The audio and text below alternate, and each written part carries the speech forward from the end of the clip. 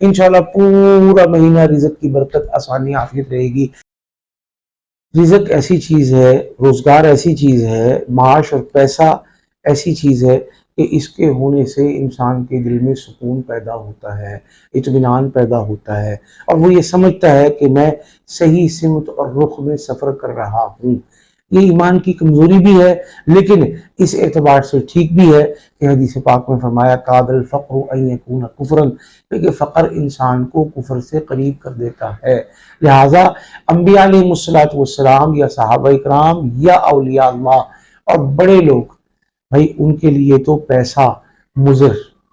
درجے کی چیز ہے، میرے آپ کے لیے ضرورت درجے کی چیز ہے۔ لہٰذا ضروریات کو مد نظر رکھتے ہوئے اللہ سے رزق، روزی، پیسہ مانگنا نہ صرف یہ کہ بری بات نہیں ہے، بلکہ احسن عمل ہے کہ ہمیں روزگار کے نتیجے میں کسی کے سامنے ہاتھ نہ پھیلانا پڑے، کسی کے سامنے مانگنا نہ پڑے۔ حدیث پاک میں آپ سرکار نے خود فرمایا کہ اوپر والا ہاتھ نیچے والے ہاتھ سے بہتر ہے، تو ہم انشاءاللہ اللہ کو اپنے ساتھ لیں، پھر اللہ پاک ہمارے تمام معاملات حل فرما دے، تمام مشکلات حل فرما دے، تمام دکھ دور فرما دے۔ ہر مہینے ایک دفعہ اس عمل کو کریں، انشاءاللہ ایک دفعہ کے اس عمل سے پورے مہینے رزق کی برکت ہمارے گھر کی مہمان رہے گی۔ آپ نے جب بھی انگریزی اعتبار سے چاہے اسلامی اعتبار سے کوئی ایک دن شروع کر رکھ لے پہلے ہفتے میں، اور اگر ابھی پہلے ہفتے یا دوسرے تیسرے کی بات ہے اور ہم آگے جا چکے ہیں تو آج سے بھی آپ اس کو شروع کر سکتے ہیں۔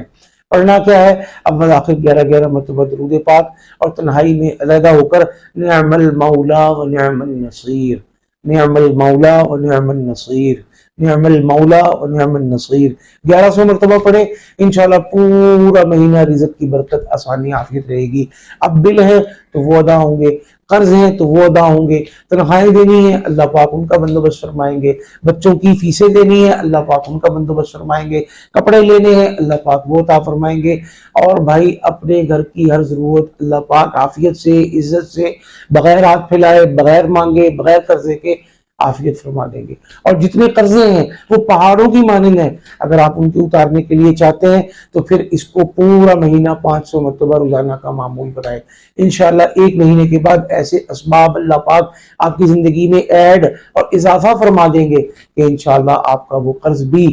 اترے گا، اور پہاڑ کے برابر ہوگا تو چند ماہ میں رائی کے برابر رہ جائے گا انشاءاللہ۔